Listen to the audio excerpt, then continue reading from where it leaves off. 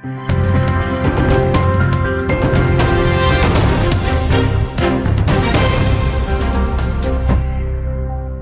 káàbọ̀ sórí àkójọpọ̀ ìròyìn láti ilé amúlùdùn lórí iléeṣẹ́ tẹlifíṣàn Kilarigbo. Táíwò Àtọ́lágbé lórúkọ mi. Ṣáájú ẹ gbọ́ àwọn kókó inú ìwé ìròyìn náà. Ìyàwó Mohbad fìtara wọn èpèlú bàbá ọkọ rẹ̀. Bukky Arugba dúpẹ́ wípé ọjọ́ ayọ̀ òun kò di ọjọ́ ìbànújẹ́. Àṣírí àwọn tó ń ṣe ayédèrú ohun tẹnu jẹ ń tú nílẹ̀ yìí. Ẹ gbọ́ ìròyìn náà lẹ́kùnrẹ́rẹ́.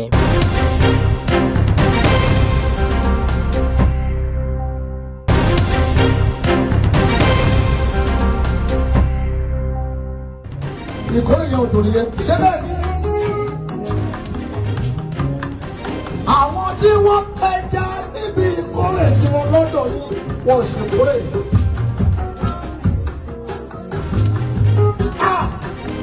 Àwọn tí ò tiẹ̀ rí ráìsì sí nígbà kórè lọ́dọ̀ ní ìkórè wọn ò dùn. Èèyàn ló ń wojú, Ọlọ́run ló wọ́n kọ́ ọ wá. Ẹ ṣáà yá mi létí yín ẹgbẹ́ sọ díẹ̀ nínú. Aya olórin tí ó dolóògbé nílẹ̀ yìí, ìyẹn aya ìlérí olúwa lọ́ba tí àwọn olólùfẹ́ rẹ̀ mọ̀ sí Mohbad Wùmí ti jáde nítorí ọmọ rẹ̀ Liam. Ó sì ro òjò èpèlé bàbá ọkọ rẹ̀ lórí orí ayélujára gbinájẹ nígbà tí fọ́nrán ohùn ìyàwó Mohbad jáde níbi tí ó ti ń fi ìtara abiyamọ gbé bàbá ọkọ rẹ̀ ṣépè wípé nǹkan kan gbọ́dọ̀ ṣe ọmọ òun. Wùmí ìyàwó Mohbad ẹni tí ó kọ́kọ́ bẹ̀rẹ̀ nípa kíkìlọ̀ wípé nǹkan kan gbọ́dọ̀ ṣe ìyá òun kí ó tó tẹnumọ́ wípé Liam ọmọ òun kò gbọdọ̀ kú o. Ọ̀pọ̀lọpọ̀ ènìyàn ni wọ́n bu ẹnu àtẹ́ lu ìgbésẹ̀ tí Wùmí gbé yìí tí wọ́n sì gbà á ní ìmọ̀ràn láti mọ irú èdè tí yóò máa pè nítorí wípé tí ó bá jẹ́ wípé ẹ̀jẹ̀ alọ́ba ni ó wà lára ọmọ tí ó wà ní ọwọ́ rẹ̀ ó ní láti máa kó àwọn ọ̀rọ̀ rẹ̀ ní ìjánu kí òun náà kó má bàa forí rù nínú ohun tí ó bá fẹnu sọ. Bẹ́ẹ̀ náà ni àwọn míì níhà míì tún sọ wípé ìtara ọmọ òun náà ni ó mú Wùmí àlọ́ba jáde bẹ́ẹ̀ láti sọ̀rọ̀. Èyí kò ṣẹ̀yìn fọ́nrán kan níbi tí àwọn kan ti ń jíròrò tí wọ́n sì ń ṣépè fún ọmọ Mohbad wípé tí ó bá jẹ́ wípé ìyá rẹ̀ lọ́wọ́ nínú ikú bàbá rẹ̀ lóòótọ́ tí wọ́n sì ń bò ó wípé ọmọ náà bí yóò ṣe jásí fún un. Àwọn ọ̀rọ̀ lóríṣiríṣi bíi kò gbákùngbé tí kò yẹ ó ní àwọn èèyàn ni wọ́n ń fi ìtara sọ ní inú fọ́nrán. Eléyìí tí Wùmí sọ nínú ọ̀rọ̀ rẹ̀ wípé bí ó sì jẹ́ pé òun kò tiẹ̀ fi gbogbo ara sí ọ̀rọ̀ ayélujára ṣùgbọ́n àwọn tí ó jẹ́ àwọn tí ó súnmọ́ òun tí wọ́n bá ti rí àwọn nǹkan eléyìí tí ó lágbára bíi báyìí máa ń fi ránṣẹ́ sí òun. Eléyìí ló fà á tí òun fi jáde fún bàbá ọkọ òun. Ẹ gbọ́ fọ́nrán ọ̀hún láti ẹnu Wùmí fún ara rẹ̀. Bàbá, ìgbà ló sọ̀rọ̀. Bí kò bá pa jáde máa tó bí burúkú ni. Bí kò bá pa yín bàbá, bí kò bá pa ìyá, ẹ̀ máa tó bí burúkú ni.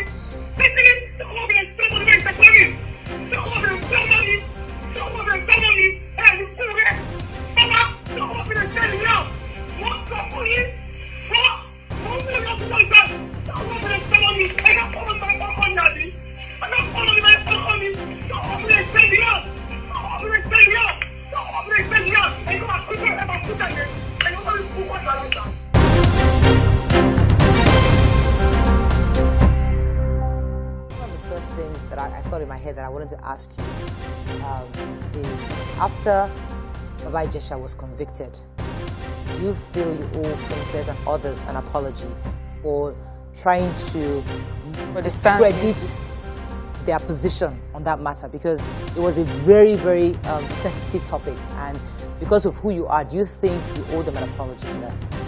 Yeah, naturally, I don't think I owe an apology because there was that misconception about what I was actually standing for. Okay. You know, human rights scorecard is very low in Nigeria. And I am of the opinion that we were all not raised with the basic ideas and the tenets of human rights. We were not raised to understand that when an issue is up, the key actors in any case deserves their rights to be protected. So when I noticed that the rights of the victim / complainant is being given to them, why should anybody feel sad or feel bad that I am agitating that the rights of the defendants should be also upheld? òṣèré Nollywood ọkùnrin nílẹ̀ yìí Yomi Fabiyi ti fi léde wípé láti àsìkò yìí lọ kò sí ohun tí ó lè gbé òun máa rin ìrìn ìdọ̀tí irú eléyìí tí òun rìn dé orí ètò kan gbajúgbajà eléyìí tí àwọn obìnrin kan máa ń ṣe lórí tẹlifíṣàn ìyẹn Your View mọ́ láéláé. ó ní bí ẹni wá tàbùkù tàbí ṣe yẹ̀yẹ́ ẹni ni wọ́n fi òun ṣe lórí ètò ọ̀hún nígbà tí òun lọ kẹ́yìn látàrí wípé gbogbo ohun tí ó yẹ kí wọ́n bi òun kí àwọn jọ tàkúrọ̀sọ lẹ̀ ó tó di pé ètò bẹ̀rẹ̀ ni wọn kò tiẹ̀ ṣe rárá tí wọ́n sì wá sọ ètò di bíi wípé wọ́n ti jọ foríkorí wípé òní lọ́jọ́ pé tí àwọn yóò sọ táyà sí òun lẹ́sẹ̀. ó ní bí ẹni múni nípa pamọ́ra ni ètò ọ̀hún ṣe rí nípa ṣíṣe kọ́nà ìbéèrè fi mú òun di bíi èèyàn burúkú. Yomi Fabiyi tẹ̀síwájú nínú ọ̀rọ̀ rẹ̀ wípé bí àwọn atọ́kùn ètò ọ̀hún mẹ́rẹ̀ẹ̀rin kan ṣe rìn kọjá bíi wípé kì í ṣe àwọn ni wọ́n pe òun wá sóde ètò yìí ó yẹ kí òun ti kọ́kọ́ fura ṣùgbọ́n òun kò fi yẹn ṣe ìrànwọ́ nígbà tí àwọn dé orí ètò tí wọ́n wá ń sọ ara wọn di adájọ́ àti agbẹjọ́rò ní ẹ̀kan náà láì fi ohun tí òun ní láti sọ lẹ́nu ṣe pẹ̀lú wíwakọ̀ ètò gúnlẹ̀ wípé ṣé kò wá lẹ́tọ̀ọ́ pé kí òun tọrọ àforíjì lọ́wọ́ Dámilọ́lá Adékọ̀yà ẹni tí gbogbo ayé mọ̀ sí princess nípa ọ̀rọ̀ bàbá Ìjẹ̀ṣà ìgbà yẹn ó ṣẹ̀ṣẹ̀ wá yé òun yéké. ó ní ní báyìí òun ti pinnu wípé bóyá ni òun yóò máa jẹ wọn ní òun lórí ètò ọ̀hún mọ́ látàrí ìdí ọ̀rọ̀ yìí. So you will now say because me I'm a 16-year-old girl and if you look at me and I was tall as this, you will say that I am an adult and I should know what was going on and what was I did not know. I had no idea. I think we need to really understand ourselves. Let's put gender card here. Okay, it's not gender. The question she asked is, I look like I'm still not in support of the court's judgment, yes. And I have responded. I have asked you a very salient question. But I respect you if you are an Abinger, if you support the truth and you want to be seen as somebody who likes fairness.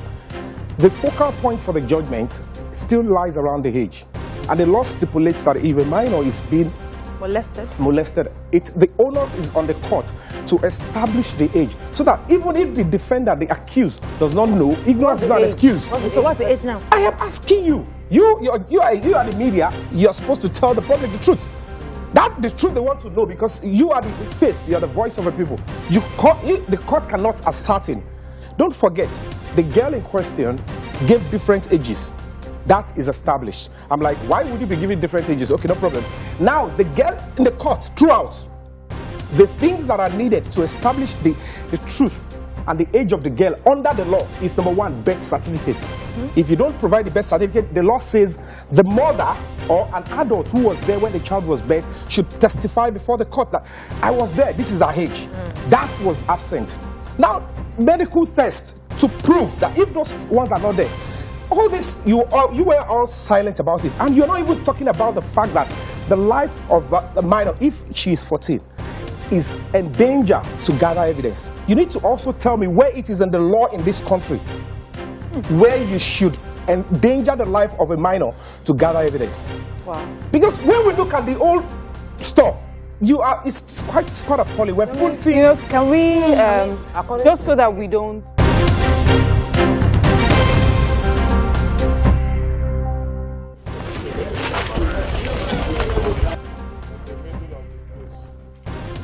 Can actually fake my. Yes, sir, because all this Miranda.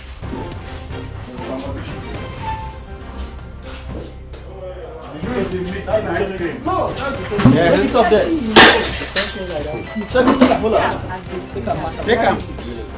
bí ayédèrú ohun mímu àti jíjẹ ṣe wá pọ̀ lápọ̀jù nígboro lẹ́nu lọ́lọ́ yìí ọ̀pọ̀lọpọ̀ ọmọ Nàìjíríà ti ń kọminú lórí ẹ̀. Ayédèrú ọ̀hún ó pọ̀ tó bẹ́ẹ̀ tó jẹ́ wípé tí olúwa rẹ̀ kò bá ṣe àkíyèsí dáadáa èèyàn kò ní mọ ìyàtọ̀ nínú eléyìí tí ó jẹ́ ojúlówó àti ayédèrú nínú àwọn nǹkan tí àwọn ọ̀bàyéjẹ́ yìí tí wọ́n ń ṣe sígboro. Àwọn nǹkan yìí bíi ẹlẹ́rìndòdò, ìfọnu àti àwọn nǹkan míì tó tọmọdé ń jẹ àtàwọn ohun jíjẹ míì òun ni ó fọ́n sí ìgboro tí ayédèrú rẹ̀ tó sì ti pọ̀ bàǹtàbàǹtà.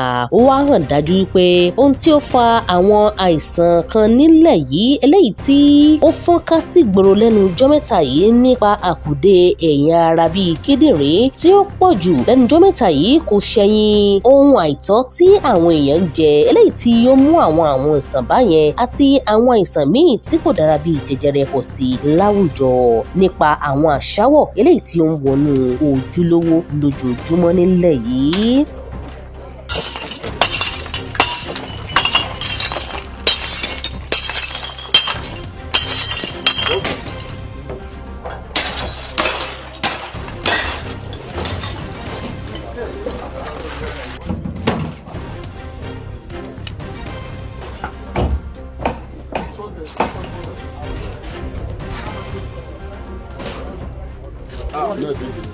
Bẹ́ẹ̀ lórí ọ̀rọ̀ yìí ni ọmọ ọ̀kan nínú èèkàn nílẹ̀ yìí ẹni tí ó ti di olóògbé tó sì jẹ́ aláṣẹ ní ilé ibi tí wọ́n ti ń yẹ oògùn àti ohun jíjẹ wò nílẹ̀ yìí tẹ́lẹ̀ NAFDAC ìyẹn Ọmọdọ́rà Àkúìlì ó ti fèsì sí àwọn ọ̀rọ̀ kan nípa ohun tí ẹnìkan sọ nígbà tí onítọ̀hún sọ̀rọ̀ lórí ayélujára wípé àwọn àsìkò ìgbà kan wà tó jẹ́ wípé àwọn nǹkan báyìí wọn ò tiẹ̀ lè wọ àwùjọ wa láì má jẹ́ wípé wọ́n tètè kẹ́fìn rẹ̀ nígbà ayé màmá rẹ̀ ìyẹn Dora Akuili nígbà tí ọmọ Dora Edozie Akuili tí ó ń fèsì sí ohun tí ó rí lórí ayélujára yìí ló ń sọ wípé ṣe ni ó kàn dàbẹ́ ni pé màmá òun kàn dẹ̀ kú tú ẹ́ nípa ọ̀rọ̀ orílẹ̀-èdè yìí àti pé kí nǹkan jíjẹ mímu eléyìí tí àwọn èèyàn ń jẹ eléyìí tí màmá òun gbárùkù ti kí nǹkan burúkú àṣàwò má wọnú ẹ̀ nígbà yẹn ó kàn dàbẹ́ ni pé ìyá òun kàn ja ìjà yẹn pẹ̀lú ẹ̀mí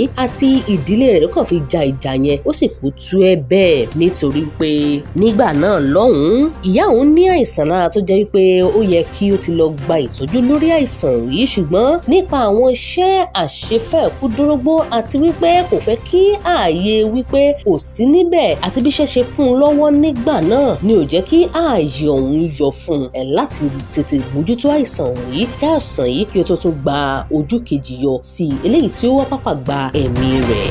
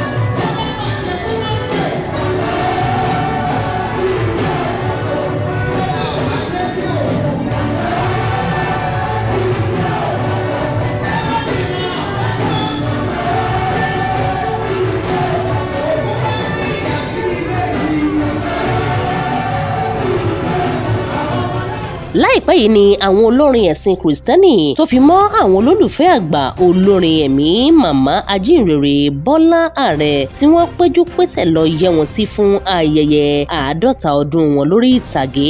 Ìpínlẹ̀ Ọ̀yọ́ nílùú Ìbàdàn gba àlejò àwọn èèkàn nínú ẹ̀sìn kìrìsìtẹ́nì pẹ̀lú àwọn tí wọ́n máa ń wo màmá Àrẹ bíi aṣíwájú lórí ìtàgé láti fi bá wọn dúpẹ́ àti láti fi bá wọn yọ̀ lórí 50 ọdún màmá lórí ìtàgé.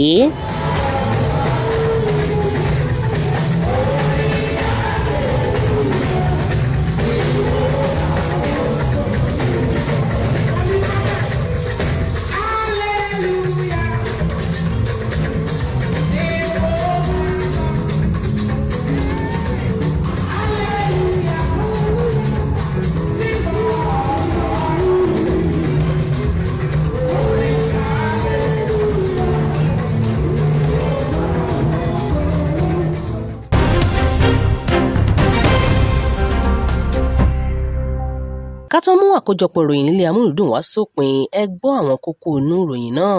Ìyàwó Mohbad fìtara wọn èpè lu bàbá ọkọ rẹ̀. Bukky Arugba dúpẹ́ wípé ọjọ́ ayọ̀ òun kò di ọjọ́ ìbànújẹ́. Àṣírí àwọn tó ń ṣe ayédèrú ohun tẹnu ń jẹ ń tú nílẹ̀ yìí. Táíwò Àtọ́lágbé lórúkọ mi. Ó dìgbà.